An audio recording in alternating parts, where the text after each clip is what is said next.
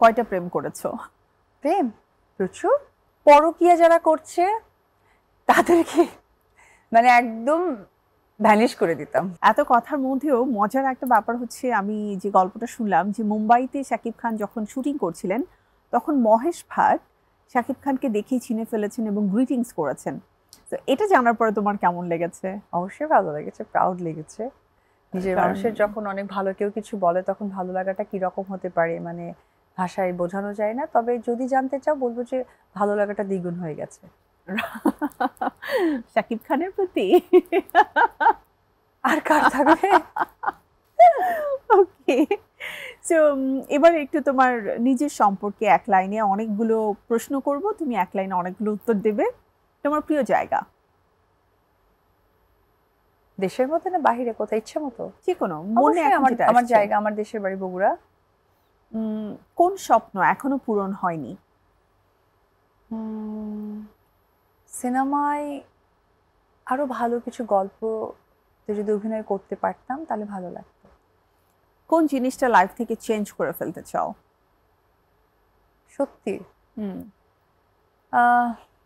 মানে আমাকে হয় না যে কোনো কিছু বানাতে গেলে, কোনো কন্টেন্ট বানাতে গেলে আমি বা অপোজিট সাইডকে মিলিয়ে বলে, যদি কোনোভাবে অপশন থাকতো প্লিজ আমি মিলিয়ে মিলিয়ে কোনো কন্টেন্ট চাই না, আর মিলিয়ে মিলিয়ে কথা চাই না। কারণ আলোচনা সমালোচনা যাই করো নিজেকে নিয়ে আমাকে নিয়ে হোক, মানে আমি সিঙ্গেল, আমাকে যেন না মিলিয়ে কেউ লেখে প্লিজ।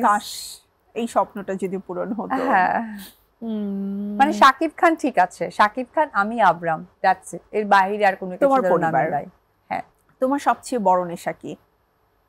আমার সবচেয়ে বড় নেশা আমার কাজ করতে হবে, নাহলে পাগল হয়ে যাই। কঠিন প্রশ্ন, জানি না উত্তর কি হবে, তারপরে যেহেতু লেখা আছে আমি করবই। কয়টা প্রেম করেছো? প্রেম প্রচুর। সিনেমার সাথে, কাজের সাথে, সন্তানের সাথে, আর অবশ্যই আমি প্রত্যেকটা কাজই অনেক বেশি প্রেম দিয়ে করি, ভালোবাসা দিয়ে করি, না হলে তো এটা সার্থকতা পাবো না।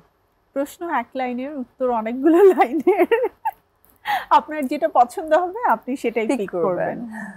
মানে তুমি একটা সুপার হিরো হয়ে গেলে, লাইক আগে আমরা অনেক দেখতাম না সুপার হিরো,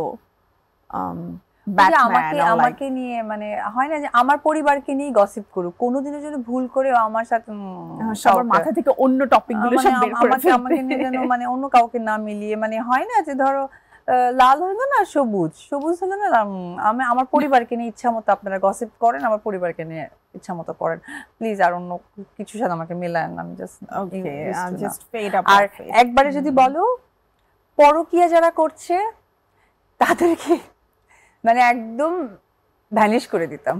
আচ্ছা, এটা ভালো ছিল। পরকীয়ার মধ্যে অনেকেই তোমার, এবং আইন করে দিতাম যে পরকীয়া মানে মৃত্যুদণ্ড। তাহলে তোমার আশেপাশের অনেক মানুষই ভ্যানিশ হয়ে যাবে। চলো এবারে বলো ব্যক্তিগত জীবনের পূর্ণতা আর অপূর্ণতা। পূর্ণতা সুন্দর সন্তান, এটা অবশ্যই সংসার সন্তানের মধ্যে বলবো। অপূর্ণতা হচ্ছে আমার কিছুটা বুদ্ধির ভুলের কারণে হয়তো নিজের জীবনটাকে একটু অতিরিক্ত ভালো মানুষ বিশ্বাসের কারণে কিছুটা হয়তো বা ভুল করে ফেলেছি, যেটা অপূর্ণতা এখনো রয়ে গেছে।